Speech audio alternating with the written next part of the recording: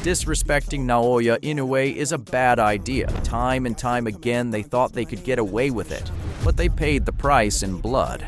They saw the innocent smile, the respectful bow, the soft-spoken voice, and convinced themselves they were walking into the ring with an easy target. I see me wiping him out clean. But what they met instead was a monster hiding in plain sight.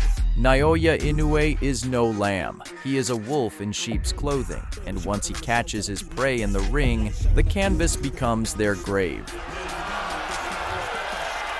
In this video, we're looking at the moments when arrogant fighters underestimated the monster and paid the ultimate price. These are the beatdowns that left entire arenas speechless and careers in ruins.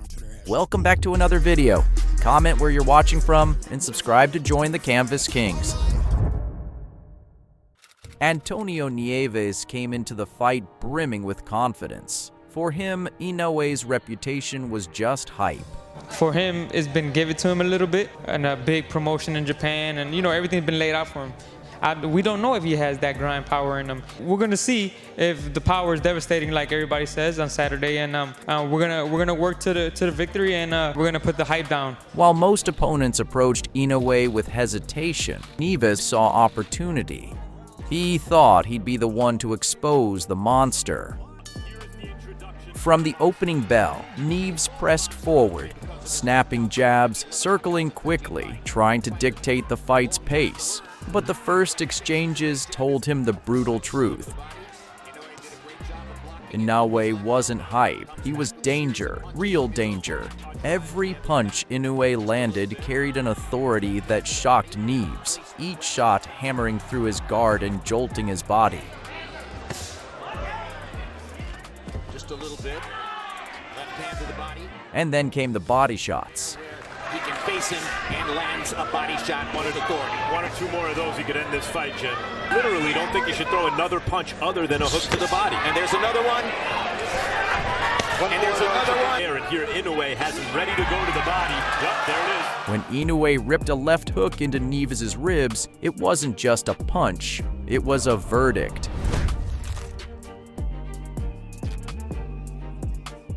Nieves began to fold in half, gasping for breath as the monster's fists found the same target over and over with surgical precision. When those left-hand body shots land, that is a thud. You can hear that all over the arena here. Still, Nieves tried to stand, tried to show defiance, but he wasn't throwing back. He was absorbing punishment. And Inoue noticed. Mid-round, the monster did something rare. He waved Nieves forward, urging him to come forth, daring him to show that courage he showed before the fight. By round 6, the corner had no choice. One look at their fighter's eyes, and they saw the brutal truth. Corner, where trainer Joseph Delguide has a decision to make. And he has made the decision. They threw in the towel, sparing Nieves from further punishment. The winner and still undefeated and still the reigning and defending WBO Super Flyweight Champion of the World, Naoya Monster. And we were told to expect something special. That was quite a show. Stephen Fulton was a different challenge altogether. Undefeated, unified champion. The man at super bantamweight. Cool boy, Stephen Fulton. And when Inoue announced he was moving up to challenge him, Fulton didn't just doubt him, he dismissed him. He questioned his power, his skills, and even his integrity. I see me wiping him out clean. He's too small for me. He's too short. His reach isn't there. I'm not going to sit there for those power shots. It's just a lot that I can just analyze off of him. He's good, don't get me wrong, but he's not better than me. Before the fight was signed, Fulton's camp accused Inoue of cheating. Inoue and his team has wrapped his hands with an excessive amount of tape on his skin, then placing gauze and more tape, which creates a cast. claiming he loaded his gloves with excessive tape. It was an accusation meant to rattle him, to paint him as something less than legitimate. But Inoue didn't waste breath on arguments. He didn't rant at press conferences or fire back on social media. Instead, he responded with silence and a statement. On fight night, he wrapped his hands right in front of Fulton's team, layer by layer, tape by tape, gauze by gauze. No tricks, no excuses, just a message. When the bell rings, it'll be man against man. And when that bell did ring, Fulton realized he wasn't standing across from just another puncher. He was facing something else entirely. From the very first round, Inoue's speed, timing, and precision sliced through Fulton's defense. Every jab landed like a blade. Every counter chipped away at his confidence. That is able to land, and he comes with it again, and then a four-punch combination that included a left to the body from Inoue. The speed and power is real. The speed and the power. Mid-fight, Fulton tried to taunt, acted like the punches weren't hurting, but body language doesn't lie. His legs stiffened, his face tightened, and his output slowed. Show that he's tough. You got to show you're tough while still being intelligent. By the 8th round, the illusion was gone. Oh, right hand hurts him! Oh, a huge right hand from the monster! And then a monster on the attack! Trying to claim 2 more belts as Fulton trying to grab the ropes. Backed up into the corner. Here comes Inoue. That destructive, decisive power! Inoue exploded with a lightning-fast combination that sent Fulton crashing to the canvas. That's an onslaught of violent, vicious punches. His corner, the crowd, everyone watching knew it. Every doubt his team had raised, every insult they had thrown, Inoue answered with his fists. Yeah, he's got the nickname Monster, but he's not. They've got 2 arms, 2 legs. You're all weighing the same. I'm a big bantamweight. Jamie McDonnell was no rookie, a seasoned veteran, a world champion, and a man who hadn't lost in over a decade. He was tall, rangy, and confident. Maybe too confident. You know, I'm big, I'm strong, I'm not a banger, and I think, I beat him easy. McDonnell brushed off all the hype. He told anyone who would listen that Inoue was just another opponent, a kid from Japan who hadn't faced someone with his pedigree. This, he said, would be an easy night's work. How wrong do you think he was? If you enjoy watching Karma in its purest form, make sure you subscribe, because what came next was nothing short of brutal justice. The moment the first bell rang, McDonnell realized his mistake. Inoue didn't circle, didn't feel him out, didn't give him a chance to settle into rhythm. He launched straight into a storm of punches, fast, accurate, and mean. Every shot cracked through McDonnell's guard and rattled him to the core.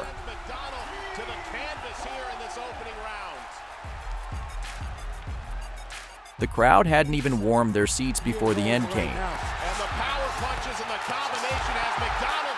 Less than 2 minutes into the first round, McDonnell was overwhelmed, folded by a force of nature that respected neither belts nor resumes.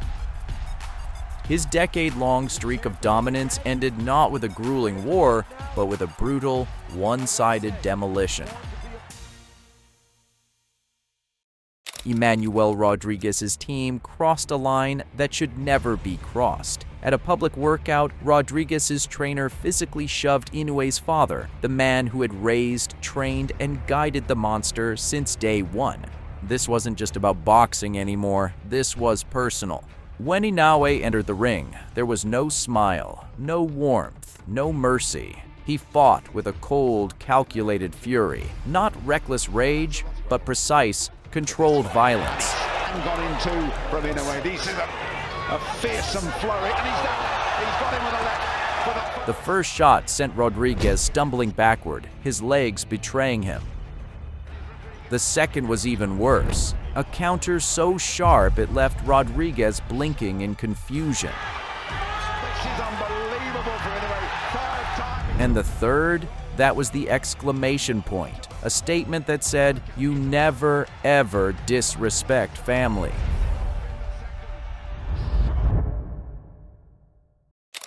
Earlier in his career, a fighter thought they could play games with the young monster. From the opening bell, Parrenas taunted Inoue.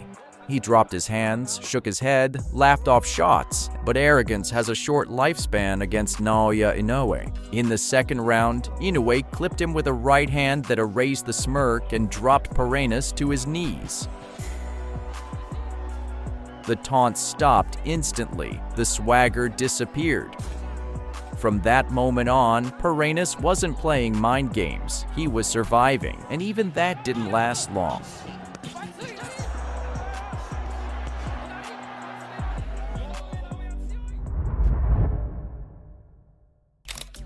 The boxer before me, I'm different. It's my time. I crush him. Kim didn't just talk trash. He questioned the very essence of what made Inoue special. I saw his eyes. His eyes look like normal boxer. Stepping in as a late replacement, he carried himself with bold words and even bolder confidence. In his mind, short notice wasn't a disadvantage, but the perfect stage to shock the world and to carve his name into history off the monster's reputation. From the very first bell, Inoue punished that belief. There was no warm-up, no cautious probing. He came out sharp, fast, and merciless, digging to the body, snapping jabs to the head, throwing combinations that Kim couldn't keep up with.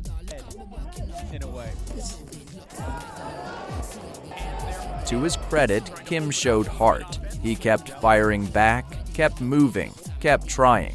But heart isn't enough when you're levels below the man in front of you. As the rounds ticked by, the look in Kim's eyes changed. At first, there was doubt. Then, there was defiance. Finally, there was fear.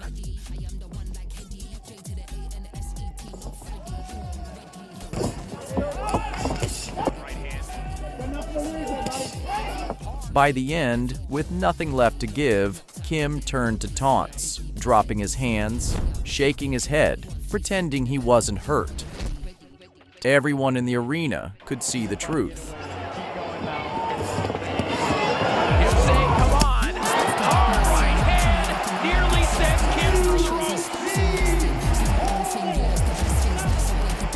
Kim hit the canvas hard. His dreams of glory shattered. His confidence left broken on the floor. The man who once said there was nothing special in Inoue's eyes was left staring at the lights, wondering how he could have been so wrong.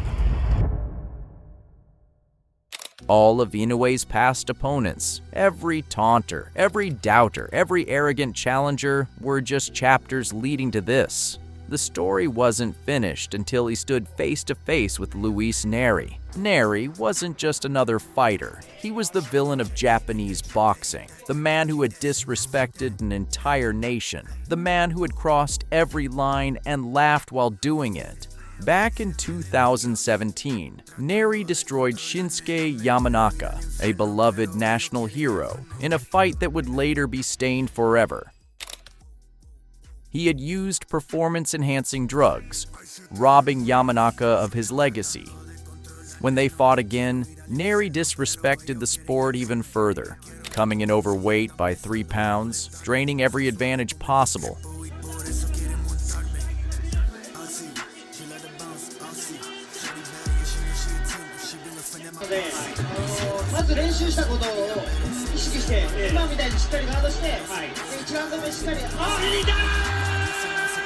He then humiliated Yamanaka in the ring, and instead of shame, he celebrated. He taunted. He mocked. That night, Luis Nery became more than a villain. He became a national disgrace. Japan wanted him gone, and the Boxing Commission responded with a lifetime ban. For years, his name was poison. While Japan mourned the fall of Yamanaka, a new hero rose from the ashes.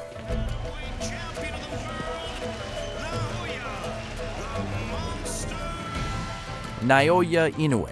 He blasted through Jamie McDonnell, entered the World Boxing Super Series, and unified belts in stunning fashion. By 2019, he had survived a war with Nonito Donaire and earned recognition as one of the greatest fighters on earth.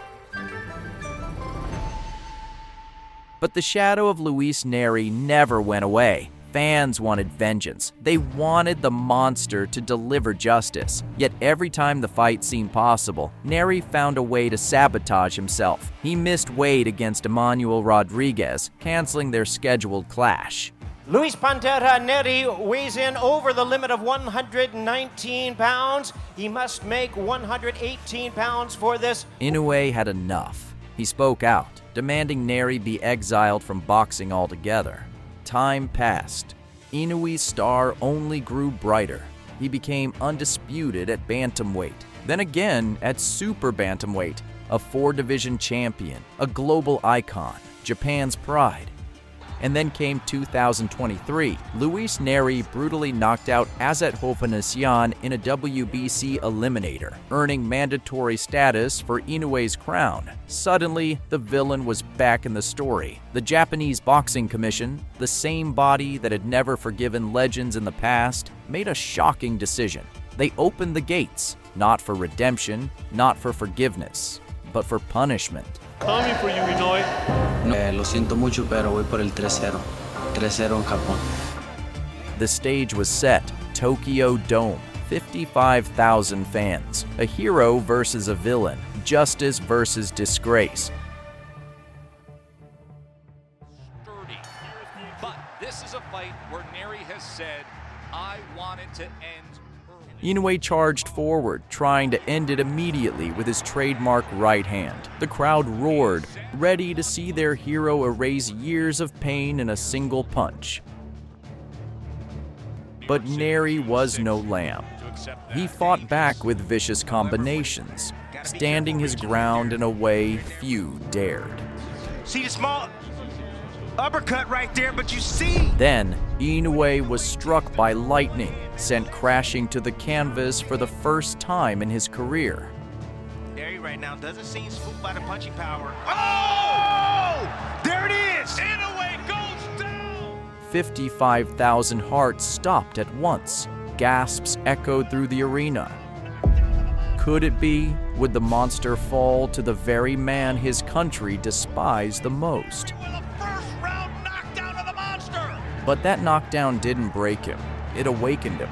Inoue rose with fire in his eyes. For the rest of the round, he played possum on the ropes, weaving and slipping punches like a ghost, countering with impossible precision. It was like watching a scene out of The Matrix. Every dodge, every roll, every counter, a reminder that the monster was far from finished. What a huge round! Round 2 began, and with calm advice from his father in the corner, Inoue reset. This time, he hunted with patience. Nery pressed forward recklessly, lunging with his left hand. That overconfidence cost him dearly.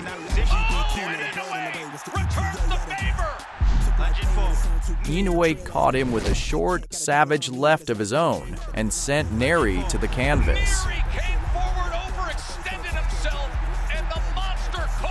The Tokyo Dome erupted. The fight was level again. The nation's hope was alive. By round 4, the tide had completely turned. Inoue's rhythm sharpened. His combination snapped Nery's head back again and again. Each punch was cheered like a national anthem. The same man who once mocked fallen Japanese champions was now the one being broken apart. This wasn't just boxing anymore. This was karmic justice. With no reward, left hook scores the knockdown again. You see right there, just found a little gap right In round 5, the cracks in Nery's armor became gaping wounds. Inoue's speed and accuracy overwhelmed him. top notch. Oh, there's 2 right hands. The villain's swagger was gone. The fans inside the Tokyo Dome rose in anticipation, sensing the inevitable. And then came the barrage. There it is. The ref with no reward. Left hook scores the knockdown. A flurry of short, brutal hooks sent Nery crashing to the floor again. He staggered back to his feet, but he was done. The monster had him in his sights, and there was no escape. The atmosphere inside the dome was electric. 55,000 people were no longer watching a fight. They were watching justice unfold. Years of anger, betrayal, and resentment were about to be washed away in a single finish. Round 6 began, and Inoue closed the show with ruthless efficiency. Another relentless assault, another crashing hook. What do you see as a potential finisher here, Tim? There's the right hand! He just answered the question! Nery collapsed for the final time, his dream of redemption buried beneath the roar of a nation. He's done it again!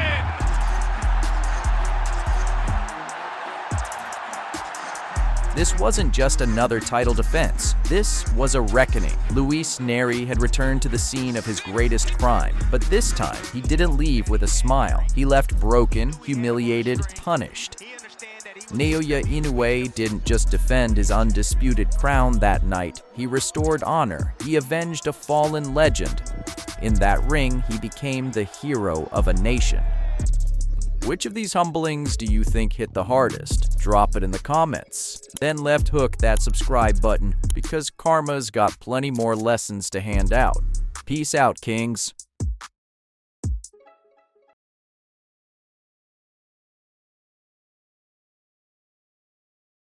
Between Inoue and Nery, and that right hand in the third round was effective, Tim. You see the low guards right there of Nery. Poor defensive habits, keeping his guard low. You see the jab come